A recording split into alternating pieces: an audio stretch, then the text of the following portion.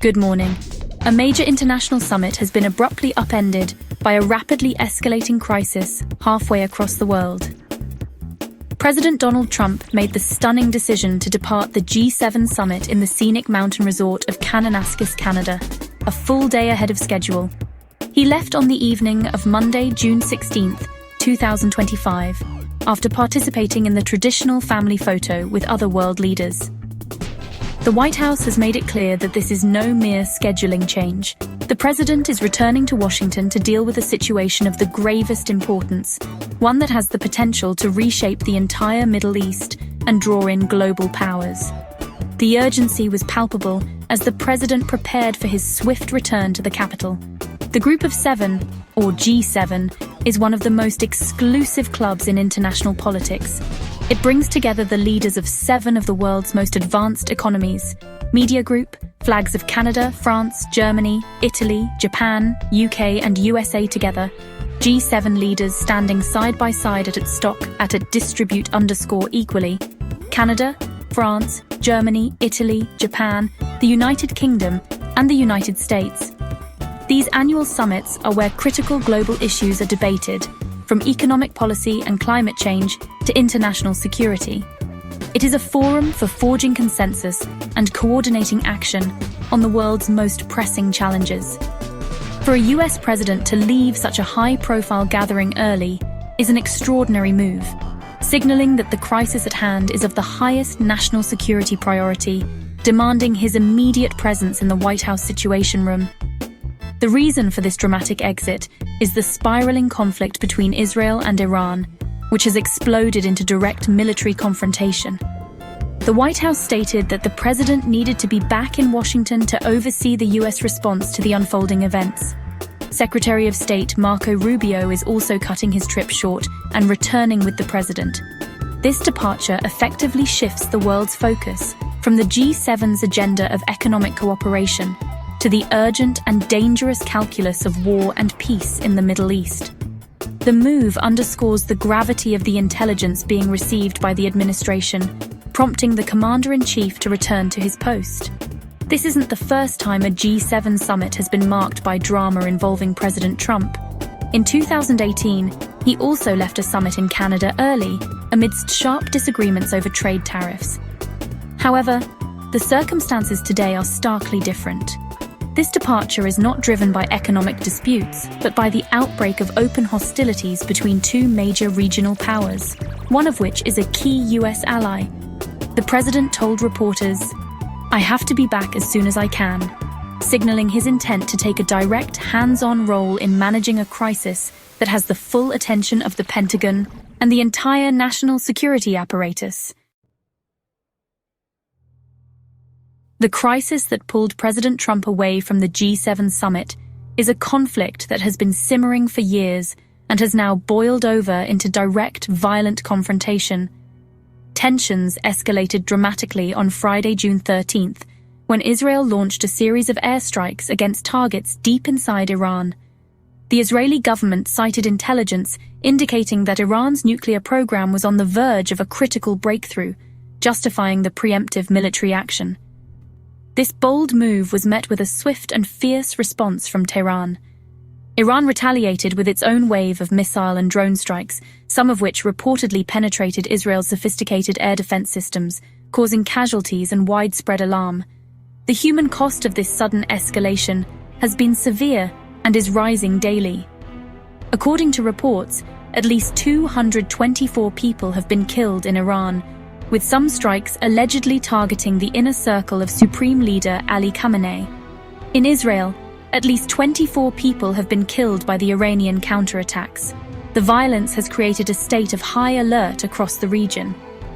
In a sign of the perceived danger, the US Embassy in Jerusalem and its branch office in Tel Aviv were both closed on Monday, June 16th, underscoring the serious security threat faced by American personnel on the ground. The entire region is now bracing for what could come next. President Trump has made his position on the matter unequivocally clear, placing the blame squarely on Tehran's nuclear ambitions. He has been in constant touch with Israeli Prime Minister Benjamin Netanyahu throughout the crisis. In a statement, the president declared that his main goal is to continue to work towards ensuring Iran cannot obtain a nuclear weapon. His posture has been muscular and direct, using his Truth Social platform to issue a stark warning to the Iranian regime. He wrote, "Iran should have signed the deal I told them to sign," before adding a chilling message, "Everyone should immediately evacuate Tehran." This is a clear signal that the US is considering all options. While taking a hard line publicly, the president also revealed that Iran has been sending messages through intermediaries, expressing a desire to de-escalate the conflict. However, he appeared to dismiss these overtures, criticizing their timing in the wake of the attacks on Israel. The White House has also been forced to deny reports circulating in Israeli media that US fighter jets were involved in the initial airstrikes on Iran, with a spokesperson stating firmly, "This is not true." The administration is walking a fine line, supporting its ally Israel while trying to contain the conflict from spiraling into a wider regional war that could directly involve American forces. Even as the Middle East crisis demanded his attention, President Trump managed to secure a significant economic victory before his departure from Canada. At the summit, he and the new UK Prime Minister, Sir Keir Starmer, sat down to sign a long-awaited trade deal. This agreement marks a major breakthrough in the post-Brexit economic relationship between the two historic allies. For years, the UK has been seeking a more favourable trade arrangement with the United States, and this deal delivers on a key part of that ambition, particularly for Britain's powerful automotive and aerospace industries, which have been a central focus of the negotiations. The specifics of the deal are substantial. Under the new terms, the United States will dramatically reduce tariffs on British vehicles, allowing up to 100,000 UK-made cars to enter the US market annually, with a tariff of just 10%, down from a steep 25%. Furthermore, tariffs on British-made car parts will also be cut to 10%, with no quota limit.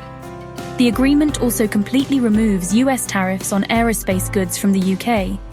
Prime Minister Starmer hailed the moment, calling it a very important day and noting that the deal had been a top priority for 6 years. Given that UK vehicle exports to the US were worth over $12.2 billion last year, the economic impact will be immediate. However, the president's hasty exit means that other important diplomatic opportunities have been lost. His schedule included a series of planned bilateral meetings for the final day of the summit that will now not take place. Among the leaders left waiting was Australian Prime Minister Anthony Albanese, a key partner in the Indo-Pacific region.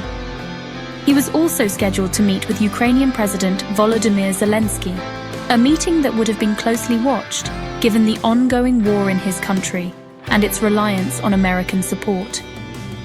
The sudden change of plans highlights how a single crisis can instantly derail carefully laid diplomatic agendas. Another cancelled meeting was with the newly elected President of Mexico, Claudia Sheinbaum, a crucial neighbor and trading partner. These missed one-on-one sessions are significant because they are often where the real work of international diplomacy gets done, allowing leaders to build personal rapport and address specific bilateral issues away from the main group sessions. While the crisis in the Middle East is undoubtedly the priority, the cancellation of these meetings represents a missed opportunity to strengthen other key relationships. The president's focus is now singular, fixed on the unfolding events between Israel and Iran, leaving other diplomatic business for another day. The reactions from other world leaders at the G7 to President Trump's early departure were a mix of understanding and concern. The summit's host, Canadian Prime Minister Mark Carney, publicly stated that he fully understands the president's need to return to Washington, given the gravity of the situation. In a sign of continued cooperation, Trump and Carney also agreed to fast-track negotiations for a new Canada-US trade deal, aiming to finalize it within 30 days. This gesture shows an effort to maintain positive momentum on other fronts, despite the overarching crisis. However, the president's absence will be keenly felt in the summit's final crucial sessions. A key consequence of his departure is that the United States will not be a signatory to a planned G7 joint statement on the Middle East. The draft statement reportedly calls for an immediate de-escalation of hostilities between Israel and Iran, while other leaders, like French President Emmanuel Macron, have pledged support for a US-brokered ceasefire. The absence of the American president's signature on a collective G7 declaration weakens its impact. It sends a message that the US is charting its own course, distinct from its allies, a move that could complicate a coordinated international response to the conflict and puts the pressure squarely on Washington to find a solution. For the United States, the significance of these events cannot be overstated. The president is now returning to Washington to confront a foreign policy crisis that carries immense risks. A direct war between Israel and Iran could destabilize the entire region, threaten vital shipping lanes in the Persian Gulf, and send global oil prices soaring, impacting the American economy. It also raises the terrifying specter of the conflict escalating into a nuclear exchange, a scenario the president has sworn to prevent. His decisions in the coming days will have profound consequences for American security, its military, and its standing in the world. Ultimately, President Trump's pivot from the G7 summit back to the Situation Room is a stark reminder of how interconnected our world is. An economic meeting in Canada was overshadowed in an instant by a military clash thousands of miles away.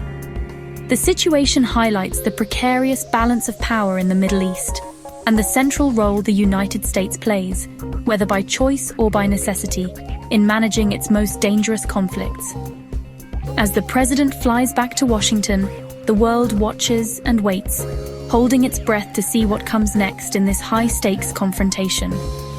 The stability of the Middle East, and potentially the world, hangs in the balance.